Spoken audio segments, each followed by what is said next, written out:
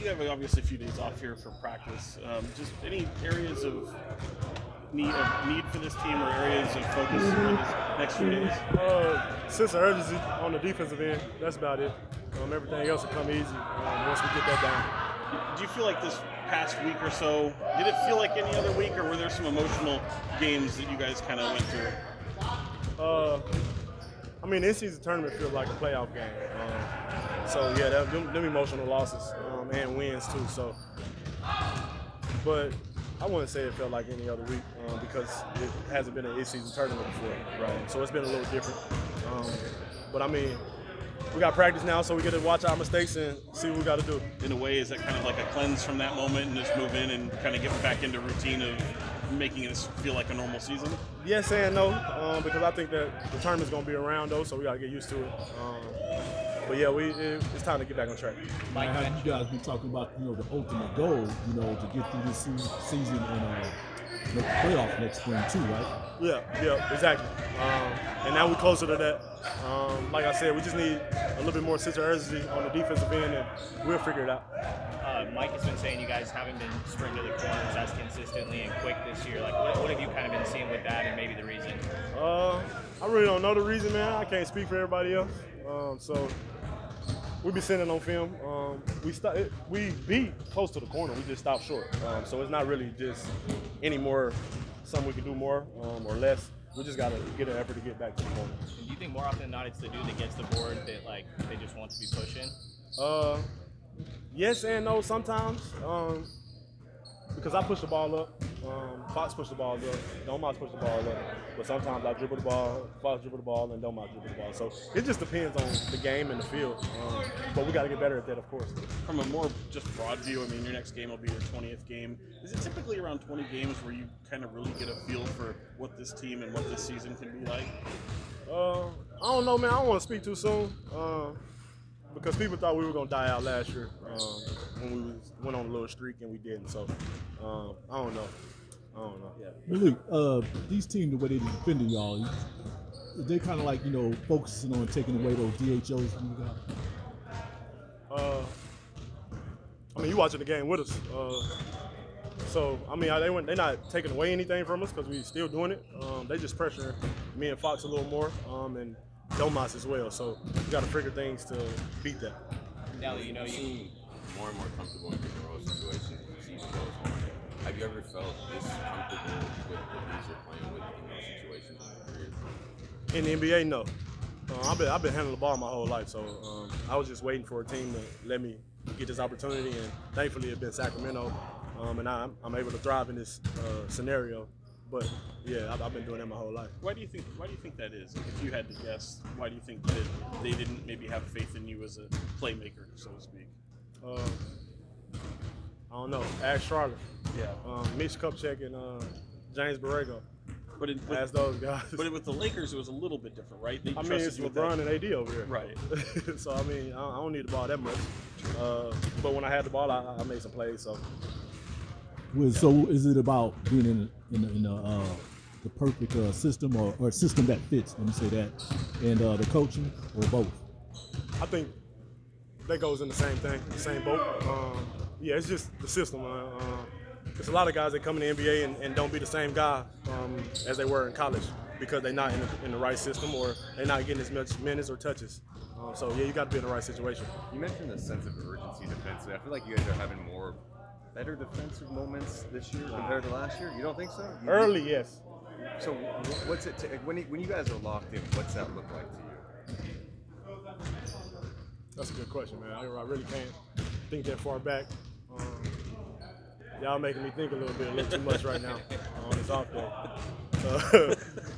I guess my point is, I feel like this year you guys are having some moments where it looks like you're doing some better things defensively, it's just not doing it consistently. Yeah, we having some moments, but we have some even bad moments too. So we just got to get it on the positive side. I think we'll be all right. Now that it's Phoenix Friday, what stands out to you about that matchup? A bunch of all-stars over there. We got to lock in. Way more than we've been doing. Like I said, way more sense of urgency on the defensive end, and the game will play out itself. Cool. Thank you. Got some new music? Always. Always. Let me know. Nope. You have to think about that.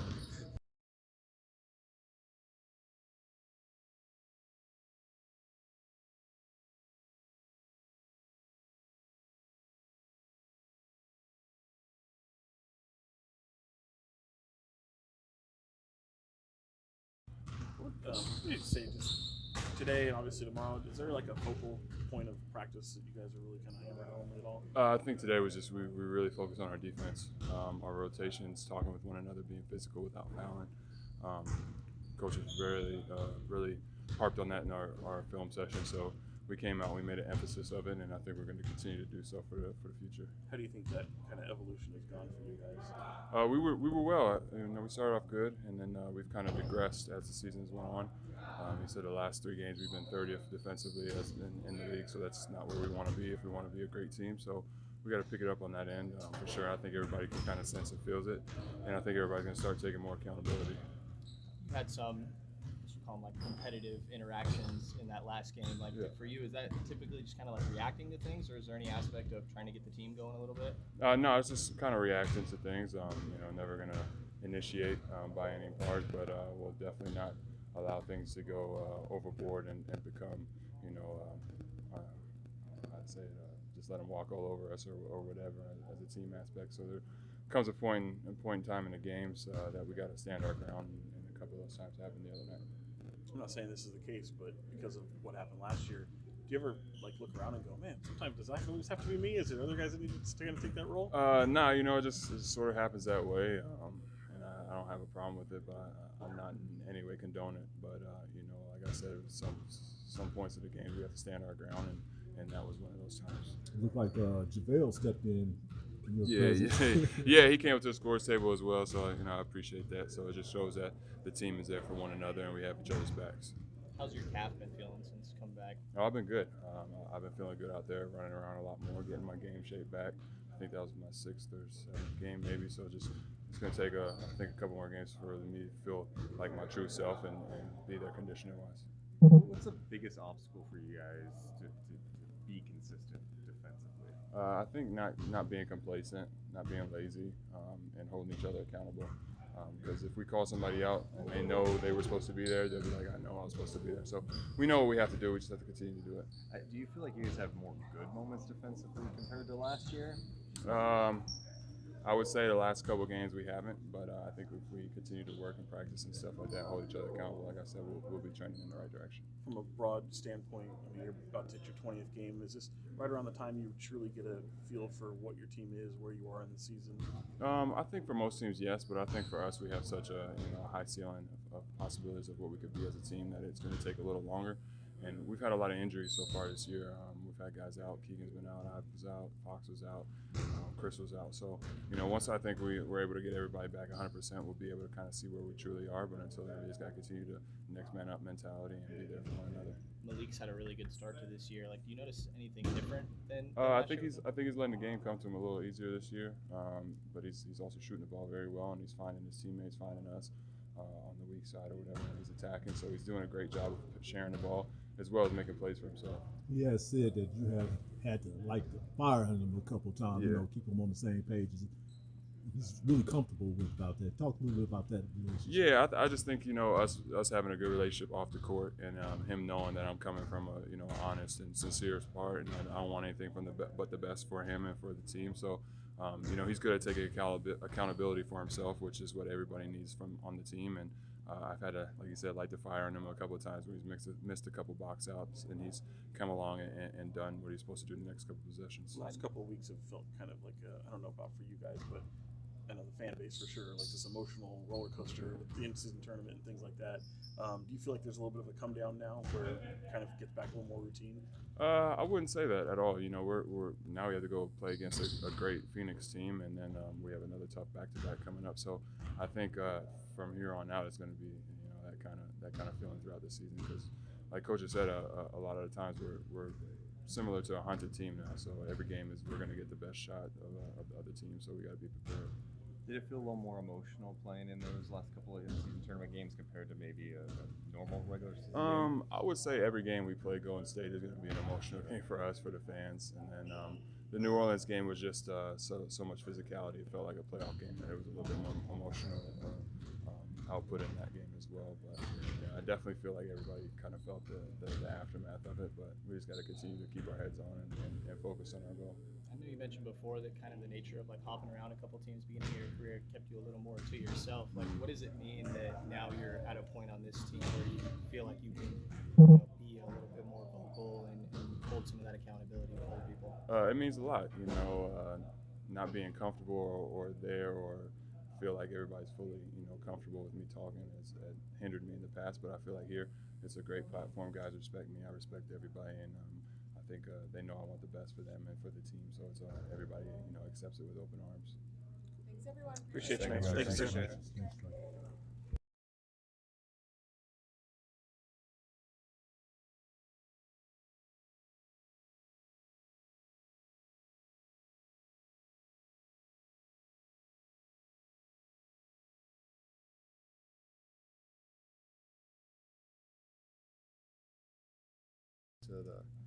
to the family and friends of the person that passed. Obviously, that's a tragic event that nobody wishes upon anybody, and to have it happen in our building makes it extra tough because you think about our games and the atmosphere, and it's about good times and everybody coming together and smiling and all those fun-loving things, and to hear something like that is it's tough. It was really, really unfortunate. And so my condolences to the family. Had it been acknowledged by the team at all in meetings or anything like that with you guys? No, I mean it was talked about plenty. I mean I haven't stepped up and said, hey, this, but because everybody's been aware of it, and I've learned more about it since then, and it's a tough deal. Tough deal. No easy way to move on from that. But when you look at just kind of the schedule that you have outlined in front of you, a couple of days of practice, is there any kind of focal point or anything of area of focus for you guys before you go into Phoenix?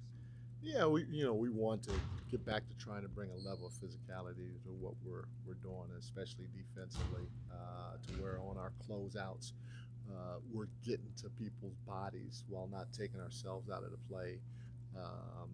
We said that at the beginning of the year that we want to play fast, we want to be physical, and we want to play the right way together.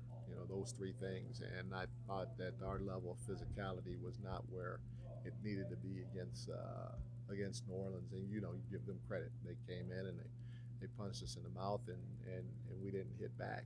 And that was the difference in the ball game, in my opinion. We talked about it obviously beforehand. I mean, are they a little bit of an anomaly for when it comes to physicality? Can you take a true barometer from 3 games with them and seeing where you guys stack up physically? No, I mean you do it collectively. Like our last 3 games, we haven't been good defensively. We've given up 125 points a game on 54% shooting. Right. And if we we're fortunate, lucky, however you want to call it, to beat Denver. But we deserve to go 1-2 in these last 3 games. Our defensive rating or efficiency hasn't been great overall. I mean, I can go on and on and on about our pick and roll defense hasn't been good, and so all that stuff, in my opinion, has something to do with your level of physicality and the consistency that you can bring to the table in that department. We haven't done it much at a high level, and we're paying the price because of it. So I don't necessarily look back on all 3 of the New Orleans games. I could just look back on our past 3 games. Yeah. The Clippers, Denver, and Denver with the win, and then New Orleans. It wasn't good. Trey. Excuse me. How was the mood today in practice today with the players? Knowing that in-season tournament is pretty much behind them. I know they got the game in Phoenix, but what was their mentality? How did they feel out there today, knowing we still got plenty of season? No, I think our guys understand that we have plenty of basketball left, but they also, especially after the film session, understand that again, not taking anything away from Willie Green and the rest of the staff and the players in New Orleans, but they understand that there were a lot of controllables that we chose not to control or try to control at the highest level. And so That's not a good feeling. That's a reality check. But we had a solid practice. I thought pretty good practice, and I think our guys are ready to move forward. Trey had that sort of moment with Valanciunas last year. You think back to like Milwaukee last year when they came into town, and obviously you coached Draymond for a little while. Like, I'm sure there's a line, but how important do you think it is to have a guy that's kind of an enforcer and there to stand up for the team? No, I think you have to, and Valanciunas is a good player. I don't think he's a dirty player at all. I thought the officials missed it. He hit him with an elbow trying to run down the floor, and then Trey took exception to it, and obviously the second guy is going to get caught a lot of times. But I think it's a grown-up game, and it's fun. It is a kid's game on one hand, but there's a lot of stakes out there. Emotions are high, and you got to stand up for yourself as long as you don't cross the line. So I'm all for it. Do you think sometimes guys can sort of rally around moments like that? Yeah, they can. Because at the end of the day, nobody wants to be a pushover in any business that they're in, especially when you're at the highest of high levels. So it can for sure be a rallying point. Keegan's back flared up in that last game. He ends up coming back into the game. Where is he at physically right now? Do you anticipate him missing any time? Like, where is he at right now with that back? I'm not sure how I don't know. Will we miss time? He was out today, day to day, forward, and he's just working hard to get back. Yeah, I haven't checked on him yet, but I know he didn't practice today. How big of a concern is that long term for you? No, I said this before. We don't want anybody out, and I know you guys are probably tired of my answer. I apologize, but we don't. We don't want anybody out if we can help it. Last year we were fortunate, blessed, lucky, all of the above to be pretty healthy throughout most of the year, and this year in the short amount of time that we've been playing, we've had guys miss obviously a ton of games compared to last year due to injury, and we just got to have the next man step up when that happens, and we feel like we're a deep team, and if we play the way we're capable of or play to our identity, we'll be able to win at a pretty high level even if the guy's out. Malik's had really good production to start this year. Just what have you seen from him and sort of changes from last year, if there's anything there? Yeah, no, Malik, in terms of his attention to detail and being locked in, you can really see it. He's been a lot of fun to be around in practice. He's extremely vocal. He's getting his work in at a higher level this year than last year, and that's either pre-practice or post-practice. So the way he is performing, and I'm not talking in the games, the way he is performing in terms of his preparation, and then having the carry over into practices and shoot around and starting to show in the game. Do you feel like that's almost validating of that you've created or started to create a culture here? I mean, you hope so, but again, it's the culture is led by the players, and players really they can drive it or they can say screw it. And our players are driving whatever we're trying to develop here at the highest level. And then what was your message to De'Aaron after looking at that last game, like tough stretch to close the first, and just what you see from De'Aaron in that last one? He's got to play better. He knows it, but I've never shied away from what I see or trying to tell the truth. I'm not always right, but whether it's Foxy or Sabonis or Keon Ellis or Colby Jones, I'm going to tell the truth, and I'm going to point out the things that I feel like I need to point out. And I said this many times before. To Foxy's credit, he allows me to coach him, and so with him allowing me to coach him makes it easier for me to coach everybody else. So it was no different after the last game than what it's been since I've been here. Coach Brown, the other night you had mentioned that you don't run plays for Harrison Barnes. Yeah. I don't know if I missed anything after that, but No. The question is, why? Because we know, he can get that shot up and take those threes and shooting them at a high clip when he wants to. So just want to know what was the reasoning to not him being in the mix of, calling him a play. Now, when I say that doesn't necessarily mean that I never 0% of the times I've called plays for him this year. It's just hard. So one of the things is we want to play fast, and when you play fast, that means I need to kind of take a step back and put it in their hands to make plays. You know what I'm saying? Because we're trying to get the best possible look. So if HB is in the right spot and he's able to play a quick handoff game or a quick pick and roll game or whatever with Domas, he's going to get a look. But all those things in early offense are a lot of times generated by the players based on the concepts that we teach them. You know, so it's conceptual basketball. So that's the first thing. I don't want to slow our guys down by saying, no, wait, do this, and now bring us to a crawl offensively. The second thing is, if you think about our team, the ball's going to probably go to Foxy first, Thomas second, Kevin Huerter gets a lot of play calls. Then you got Keegan, so Keegan, and then you got HB in the mix. So it's kind of like based on the amount of plays that I can call per game, there's not enough for me to consistently go to HB, and that's what I meant more than anything else. Is it's the consistency of getting his number called play after play after play after play after play. That doesn't happen much. It happens for Domas, it happens for Foxy, it happens even for Kevin to a certain degree, and Keegan to a lesser degree, and then HB is probably in there with Keegan. Quick question for you about Malik. We spoke about him a bit, but he's been really efficient in pick and roll situations. Yeah. Was that something that you envisioned when you first got here? Yeah, and the thing that Malik is starting to do a better job of, I thought he did a great job of it last night, is everybody knows he can score. Oh, my bad. He can score in the pick and roll. Everybody knows he can find the roller, whether it's in the pocket or it's up at the rim on a vertical threat. The last two things to his development is sometimes just come off that thing and that weak side pulls in, just make the simple push ahead pass, all right, and then coming off that thing, getting deep enough, and then finding the spray. And I thought he had for sure 2, maybe 3 or 4 sprays last night that resulted in wide open threes, because when he plays pick and roll, everybody knows he's looking to score to find that roller. And so the defense just goes just like that. And for him to be able to find shooters along the perimeter for easy looks is something that he's continuing to work hard at as well as we are. Thanks. Appreciate it. Thank you guys. Thank you all. Appreciate it.